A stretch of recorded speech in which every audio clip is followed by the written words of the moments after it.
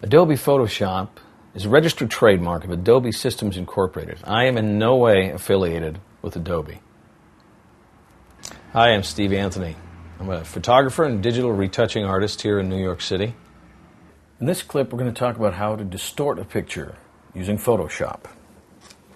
Now, I've already opened a picture here, which we're going to have some fun with.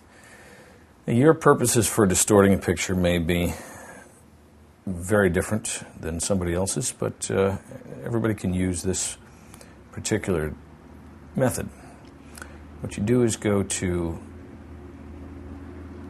Select All.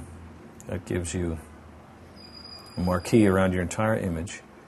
I would go Copy and Paste. That's sort of a lazy way of creating another layer. And you can click on the eye icon on the background, and that leaves the background untouched and invisible. And then we can go to Edit, Transform, Distort.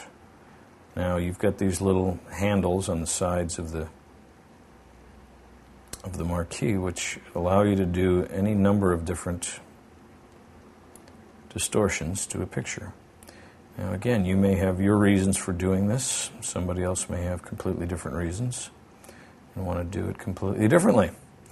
But these handles, as you click and drag them, they will allow you to do all sorts of different distortion effects with your picture.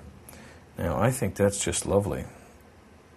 This gives me sort of an egg-headed look, don't you think? Anyway, for whatever you might want to do, that's how you distort. Just drag and drop these handles until you've achieved the desired effect. And you'll know what that is when you've achieved it. I'm Steve Anthony, and this has been How to Distort Pictures using Photoshop.